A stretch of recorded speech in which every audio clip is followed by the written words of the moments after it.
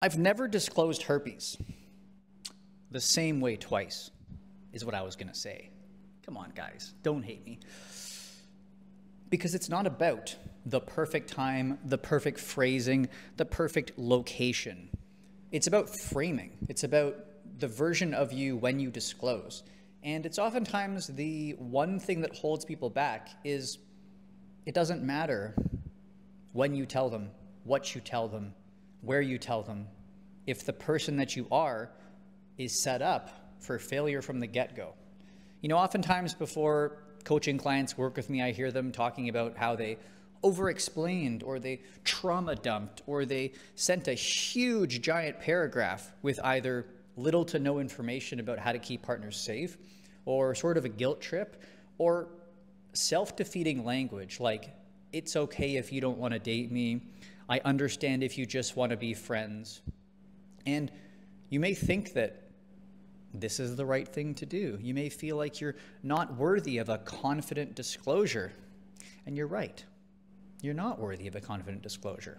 It's sad. It's the sad truth. That's why you're watching the video. But you don't have to stay stuck that way. That's the key. Now, the three-step process I walk my coaching clients through, by the time we get to step 3, which is dating and disclosure, step 1 and step 2 have already set us up with the right frame so that disclosure is effortless. And this comes from being able to understand the prevalency of herpes. Could our partner have herpes? Could they even know? Could they have it without symptoms? How do I affect transmission? How do I properly communicate that with my partner? You know, if they're going to have questions. How do I detach from the herpes stigma so it no longer consumes my waking thoughts, or it no longer is something that can impact me when I hear a herpes joke or, you know, my date's negative perspective on herpes? And how am I showing up to myself every day?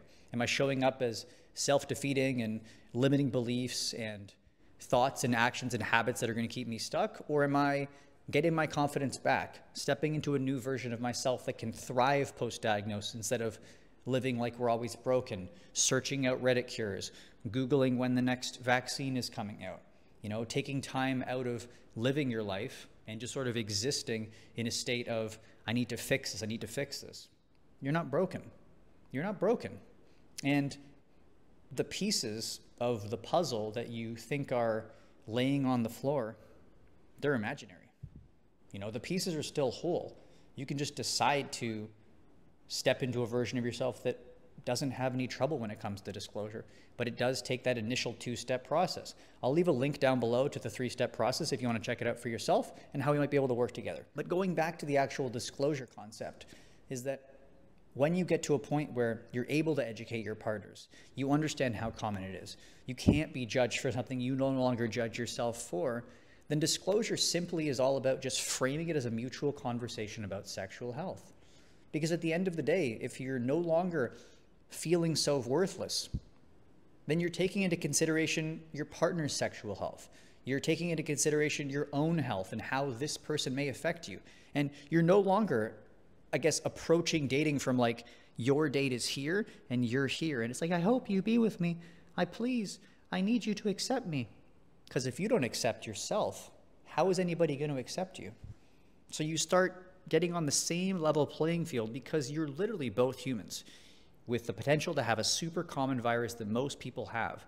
And when you do encounter a negative reaction, judgment, you're not going to be thrown back to square one because you've detached and you've realized this person's reaction is their reaction to herpes and not to me.